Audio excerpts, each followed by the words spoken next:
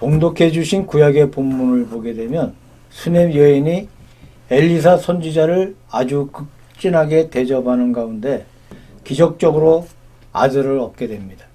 그런데 이 잘 자라던 아들이 갑자기 죽게 돼요.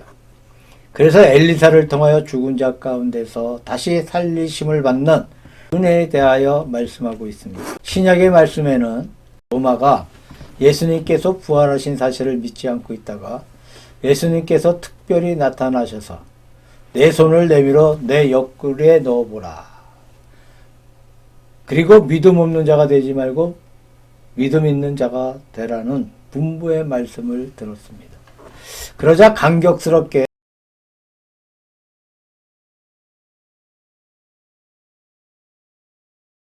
기록하고 있습니다.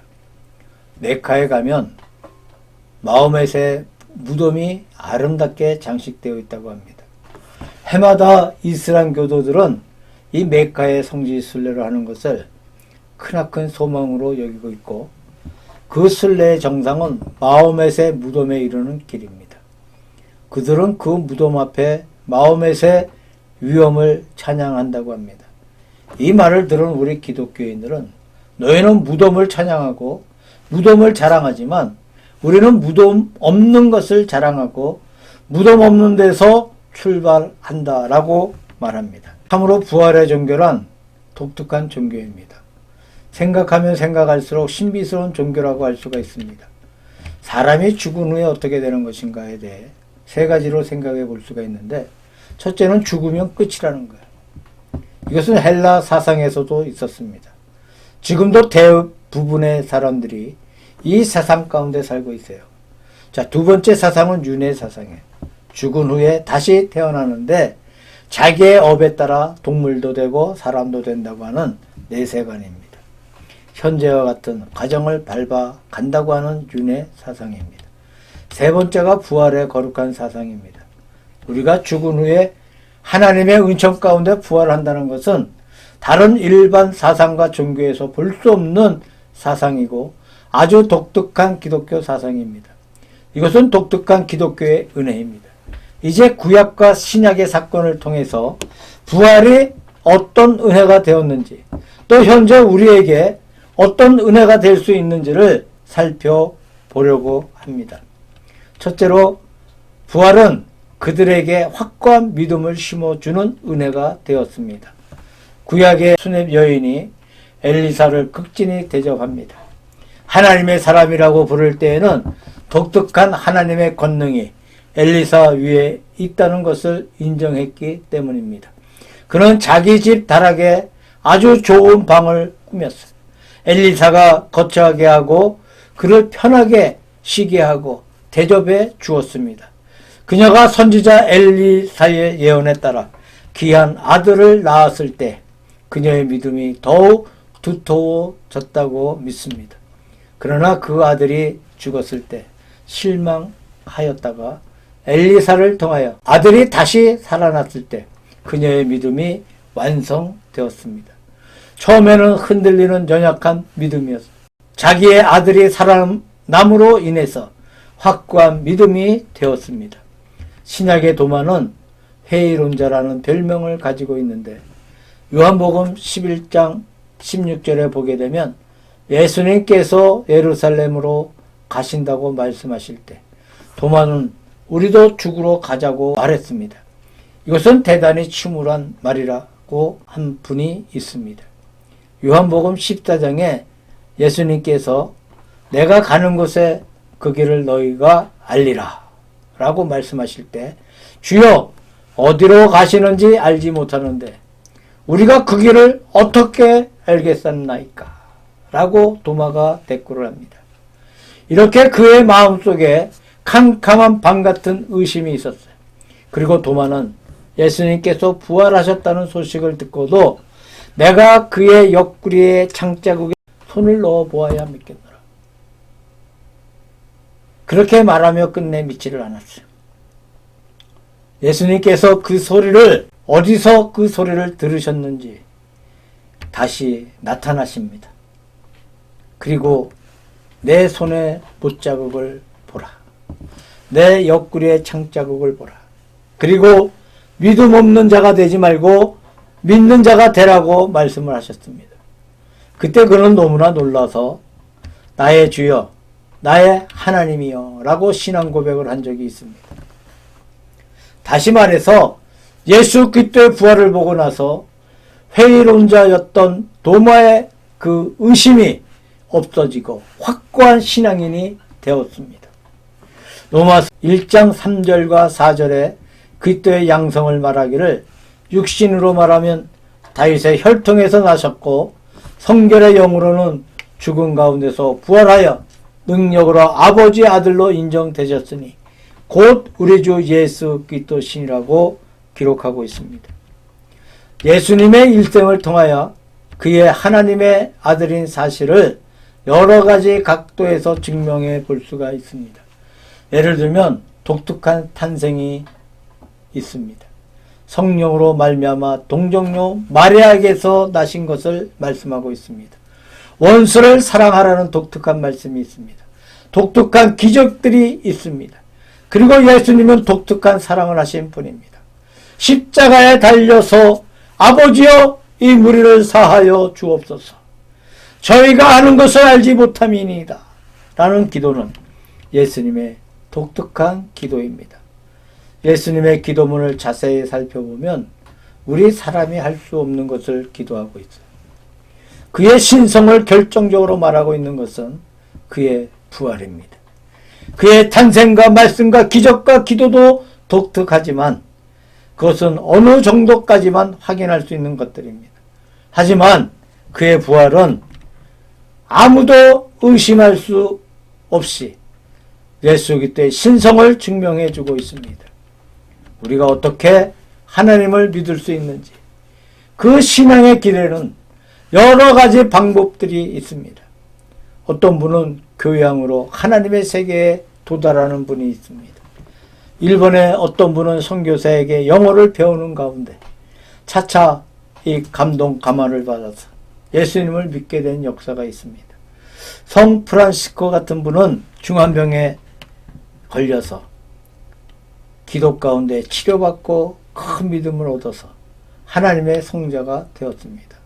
어떤 분은 예수 믿는 분들의 탁월한 도덕적인 생활에 감동이 되어서 한 걸음씩 끌려오게 되고 예수님을 믿는 경우가 있습니다.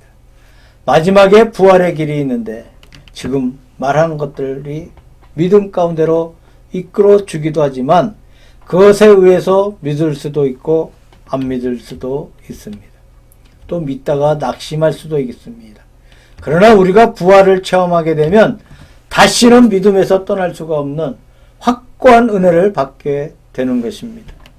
두 번째로 부활은 소망을 새롭게 해주는 은혜를 주었습니다.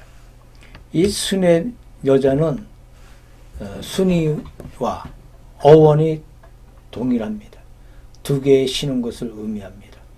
수넴은 이사갈 지파의 지경에 있는 성읍이고 블레셋 사람들이 이스라엘인과 싸우기 위해서 이곳에 진을 친 곳입니다.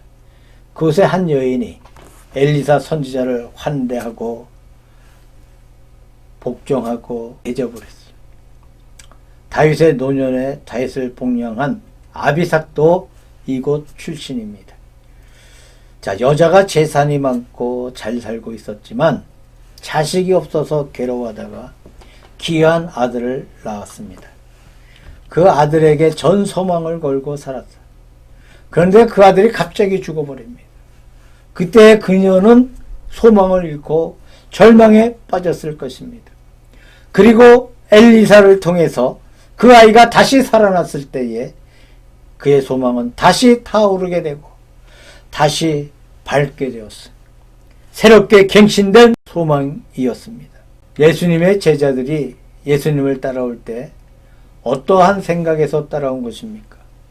예수님의 초자연적인 초인간적인 능력을 바라보면서 예수님을 따라가면 무슨 일이 생기겠다 하고 하는 이러한 기대에서 따라온 줄로 생각돼요. 갈릴리 바다에서 베드로나 요한 같은 분이 그물을 버리고 배를 버리고 주님을 따라 나설 때 주님의 기적적인 능력을 보면서 막연한 기대심을 가지고 예수님을 따라 다닌 줄로 생각합니다. 그래서 예루살렘에 가까이 왔을 때 제자들 간에 다툼이 생겼죠.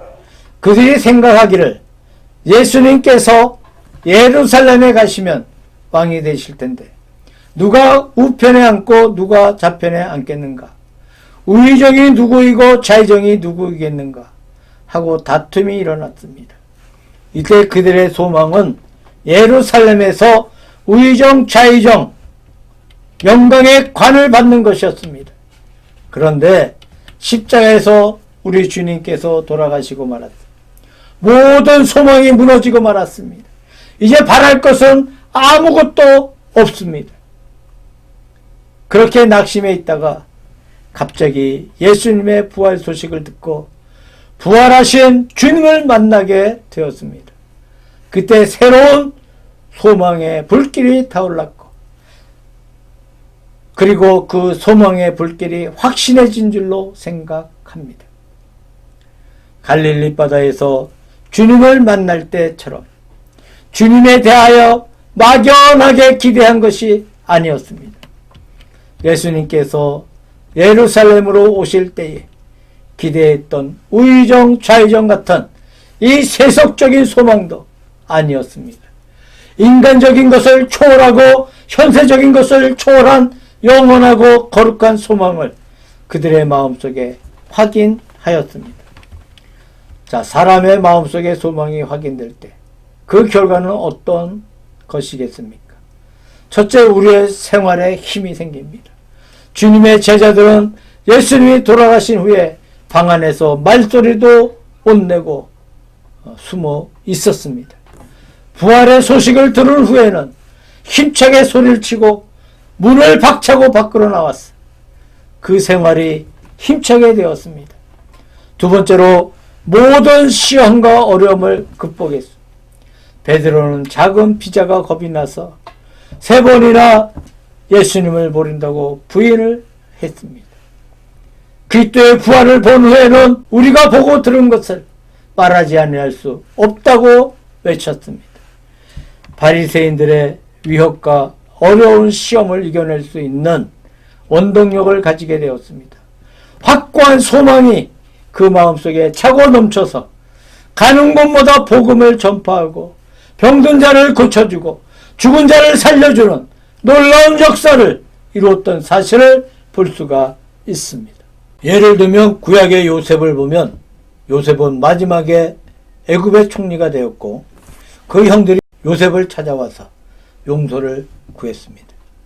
우리가 전날에 당신을 팔았는데 이 죄를 사해 주옵소서.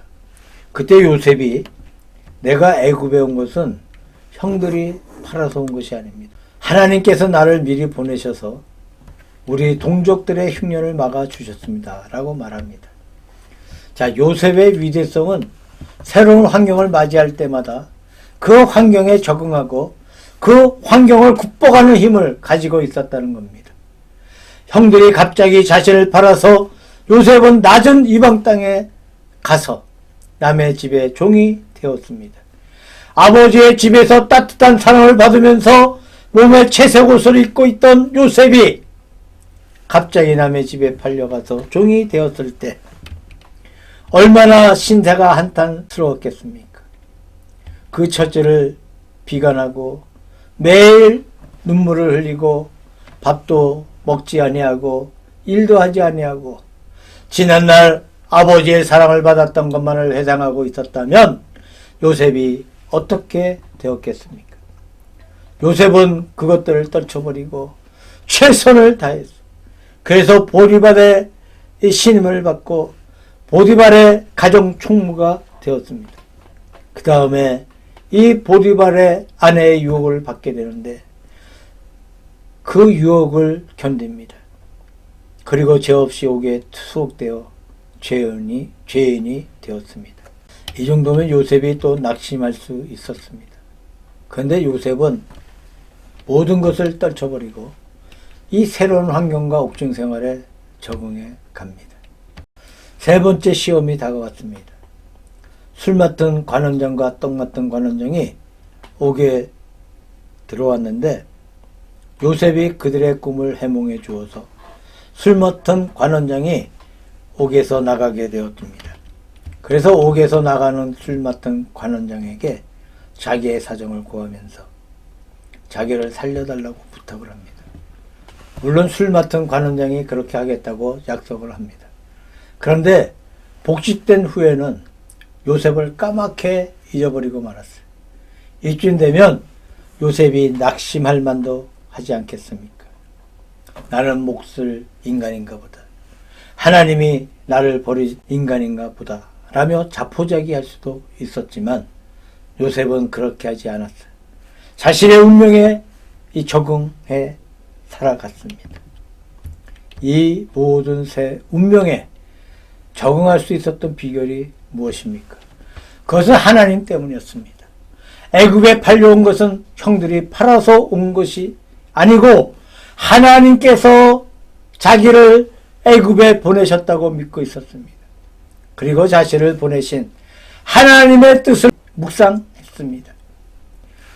옥에 투옥이 되었을 때 보리발의 아내가 나를 투옥한 것이 아니라 하나님께서 뜻이 있어서 나를 옥에 가두어 주셨다고 생각했습니다. 그리고 술 맡은 관원장이 자기를 배반하였을 때도 술 맡은 관원장을 괘씸하다고 생각한 것이 아니라 이것이 하나님의 뜻이라고 생각했습니다. 자, 하나님으로부터 모든 역경을 극복할 수 있는 힘을 얻었어요. 과연 하나님께서 가장 적시적기에 바로에게 꿈을 꾸게 하시고 요셉을 놓아주셨습니다. 그래서 요셉은 바로의 꿈을 해몽해주고 애굽의 총리가 되었습니다. 자, 우리의 소망이 확실해지고 갱신될 때 우리 생활에 힘을 얻게 됩니다. 모든 역경을 극복해 나갑니다. 많은 사람을 돕는 일을 할 수가 있습니다. 마지막 세 번째로 부활의 은총은 불타는 헌신의 은총을 불어넣어 주었다. 회의로운 자인 도마였지만 그가 그리스도의 부활을 바라본 후에 너무나 하나님의 은혜에 감사했습니다. 그래서 가까운 예루살렘에서 전도하는 것이 죄송스러워서 조금 더 고생스럽게 전도하기 위해서 인도로 건너갔다고 외경에 기록되어 있습니다. 그때 인도의 법은 대단히 엄하여서 외국 사람들이 함부로 입국하지 못했습니다. 목수만이 입국을 허락받을 수 있었습니다. 그래서 도마가 목공으로 인도에 들어가서 목수로서 일을 하면서 선교하였습니다. 지금도 인도에 가면 성도마 교회가 있습니다. 산 토마 교회라고 예수님의 제자 중 도마의 무덤에 세운 성당으로 유럽풍의 교회가 있습니다. 16세기 초 포르투갈인들이 건축한 것을 후에 재건축했다고 합니다. 이것이 바로 도마가 세운 교회예요. 성도마의 교회가 인도에 뿌리 깊게 내리고 있습니다. 우리가 도마의 헌신을 눈으로 확인할 수가 있습니다. 수렙 여자의 경우도 마찬가지입니다. 그녀는 원래부터 헌신의 정신이 강했습니다. 엘리사를 위하여 다락방을 내어주고 하나님의 종을 대접했습니다. 그 다음에 아들을 낳은 후에 감사하는 마음이 더 커져서 더욱 정성으로 대접했습니다. 그 아들이 죽었다가 다시 살았을 때 처음보다도 더 높은 차원에서 불타는 마음으로 엘리사를 돕고 하나님의 사업에 헌신한 줄로 생각합니다. 부활의 은총을 받은 사람은 불타는 헌신의 정신을 감출 수가 없습니다. 중국의 마지막의 권력자인 서태후, 이 서태후가 살았을 때에 그의 권력이 대단히 무서웠다고 합니다. 굉장한 권력을 휘둘렀던 여왕이었어. 지금은 중국에 가면 서태후가 남긴 유물이 단 2가지밖에 없다고 하는데 하나는 다 떨어진 낡은 침상이고 하나는 낡은 베개라고 합니다. 그녀가 살았을 때 그녀의 권력이 무서웠는데 죽은 후에 낡은 침상과 베개밖에 없었다고 하는데 참 우리의 현세 소망이 지금의 소망이 얼마나 허망한가를 보여주고 있습니다. 우리는 현세의 마지막 소망이 있는 것이 아닙니다. 하나님의 거룩한 나라에 우리의 마지막 소망이 있습니다. 부활의 신앙이 얼마나 감사한 신앙이겠습니까? 부활절을 맞이하면서 부활이 주는 은혜가 무엇인지를 마음속 깊이 명상해 보시기를 바랍니다. 부활이 우리의 소망을 갱신시켜 줍니다. 부활이 우리에게 불타는 헌신을 열심히 할 수 있도록 도와주십니다.